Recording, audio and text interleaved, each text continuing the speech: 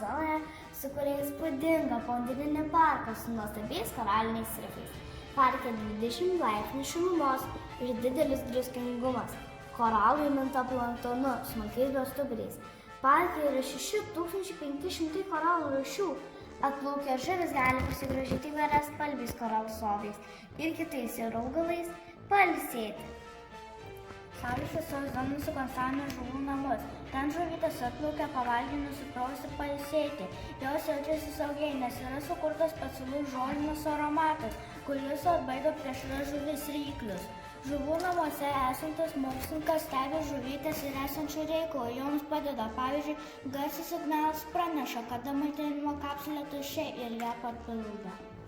Mes su komanda sukūrėme laboratoriją jūrų ekologiją. Stebime vandens švarą nuo cheminių medžiagų, naftos, jūrų biologiją ir žiūri visus jūrų augalus, ypač koralus. Jei koralams bus per karšta ar šalta, jie gali nuvysti arba numirti.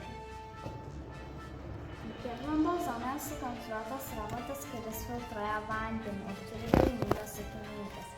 Apatiniame bokšte esantis mokslininkas stebi vandens švarą, pastebėjęs tuščią informaciją perduoda apatiniame bokšte sėdinčiam mokslininkui, kuris įjungia filtrus ir iš vandenyno surenka užterštą vandenį, išvalo ir švarų vandenį atgal pumpuoja į vandenyną. Prieglaudos zonoje randasi krevečių ūkis. Mokslininkų roboto pagalba krevečių ūkis saugomi nuo visokių plėšrių žuvų ir ryklių. Sukonstruotas robotas su ilgomis antenomis, padedantis atbaidyti plėšrūnus. Atskiruose akvariumuose gyvena įvairių rūšių krevetės, kaip juodosios, raudonosios, mažosios, karališkosios, baltosios. Šitas krevetės yra jautrios įvairioms ligoms. Mokslininkas laborantas pastebėjęs ligos požymius, krevetės paima į laboratoriją tyrimams arba gydymui. Mūsų sukurtas robotas batiskafas turi ratus, bet tikrovėje joks laivas jų neturi, bet tikimės, kad ateityje jie atsiras. Mūsų sukurtas robotas batiskafas gali reguliuoti greitį, judėjimą pagal spalvas. Kai pamato baltą, jis važiuoja greitai. Kai pamato raudoną, jis važiuoja atgal. Kai pamato mėlyną, jis važiuoja lėčiau. Ir kai pamato juodą, jis važiuoja lėtai. Sprendė pastatyti žuvims ligoninę, kad žuvis galėtų pasirūpinti savo sveikata. Ligoninė yra mobili ir gali judėti, keisti savo vietą. Susirgus jūrų gyvūnai gauna reikiamą pagalbą. Ligoninėje yra specialus švaros skyrius, kur šepečiai nuvalo nuo žuvų apnašas ar bakterijas. Skubios pagalbos skyriuje yra atliekama atsiurbimo operacija. Jei jūs springsta žuvis, vamzdelio pagalba yra pašalinamas svetimkūnis. Mūsų sukurtas robotas batiskafas gali reguliuoti greitį pagal pasvirimo kampą. Kai plaukiame aukštyn, jis plaukia lėtai. Kai plaukiame atgal, jis plaukia greitai. Kai pasvyrame į vieną šoną lėtai ir kai į kitą šoną greitai. Bedugnė zona yra mažiausiai ištirta.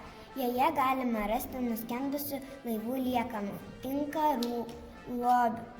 Žuvis skaidrios permatomas ir turi savybę švytėti. Į bedugnę zoną iš viršutinių vandenyno dalių krenta įvairūs teršalai, todėl atrodo, kad sninga. Augalai tamsūs skurdūs. Mūsų komandos darbo inovacija. Sukūrėme robotą batiskafą, kuri šviesų pagalba gali valyti vandenyną. Lazerio šviesą suglaudžia ir sustiprina. Lęšiai dar geriau valydami vandenynus. Kai pamato mėlyną, vanduo yra per šaltas, o jį reikia šildyti su raudonu.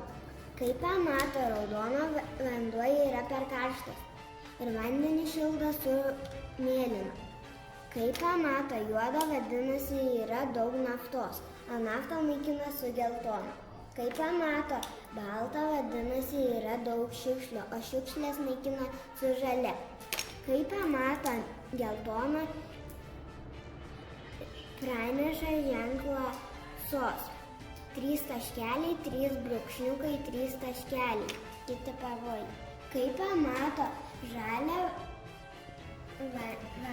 vandenį, yra viskas gerai ir praneša ženklą O. Tikėkime, kad jums patiko mūsų projektas.